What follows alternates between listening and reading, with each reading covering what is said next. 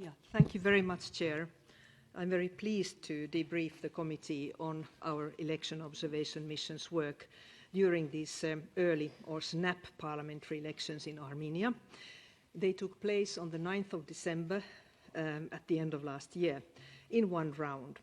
And we had, as always, a very competent EP delegation of 6 members, 4 staff, and I'd like to mention that the MEPs next to myself were Mr. Faria, Mrs. Pitera, Mr. Zeller, Mrs. Moody, and Mrs. Harms. So, as is usual practice, the European Parliament delegation arrived in Yerevan 3 days before the elections, and we received extensive briefings from the ODIHR long-term mission and from the relevant stakeholders, including party representatives, media, and civil society.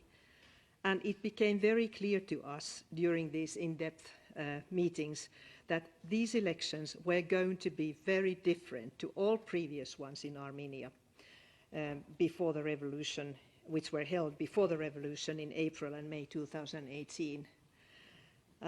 Indeed, in the conclusions that have been drawn up with our colleagues from the OSCE and Council of Europe, to which we fully subscribed, we stressed that these elections, and I quote, were held with respect for fundamental freedoms, and they enjoyed broad public trust that needs to be preserved through further electoral reforms.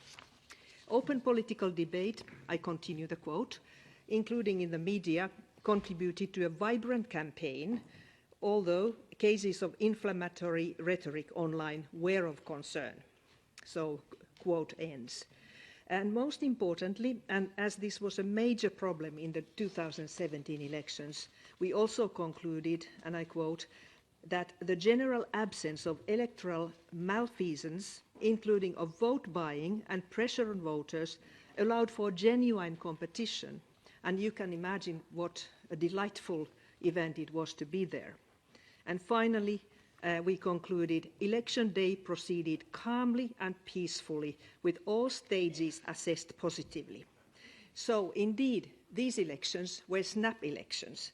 There was therefore limited time for parties to campaign, but also it was admirable how effectively and efficiently the Central Electoral Commission was able to organize the process, and how efficiently the other bodies to scrutinize the implementation of the relevant law. So we need to recognize this very good performance in this difficult context with a short timeline.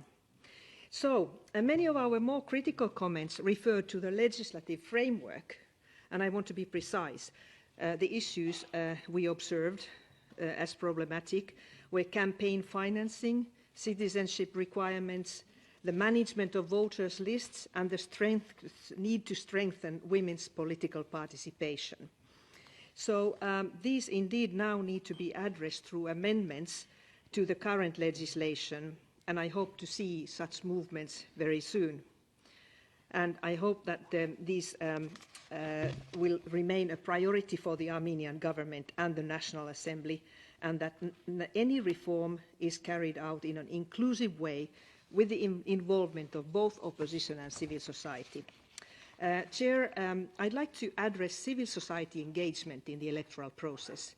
The detailed work of such organizations must be commended around these elections, and it is very refreshing to hear for the first time so many civil society representatives agreeing with representatives of both the authorities and with most political parties on the way the elections took place. This too ensured strong public trust in the electoral process. So today, after Prime Minister Pashinyan's party received over 70% of votes, expectations are high to deliver the reforms and better living conditions in Armenia. And as you know, over the last few months, Armenia has repeatedly been on the EU's foreign policy agenda. In terms of our bilateral relations, we signed and are provisionally implementing the Comprehensive and Enhanced Partnership Agreement, the so-called CIPA. This is now our roadmap for cooperation, and it includes strong reform support and financial assistance.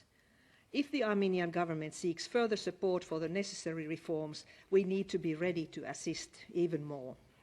This is in line with our commitments as part of the deepening EU-Armenia relations, and this is for the benefit of all Armenian citizens. Lastly, Chair, I want to conclude by warmly thanking my fellow MEPs, our colleagues from the other parliamentary assemblies, and especially Ambassador Ursula Gasek and her team from the ODIHR for our excellent collaboration. Also, my thanks go to the EEAS staff and especially Ambassador Piotr Svitalski and his team for their very strong support during the mission. So indeed, this time we could conclude that the outcome really reflected the will of the people, which was not the case in April 2017.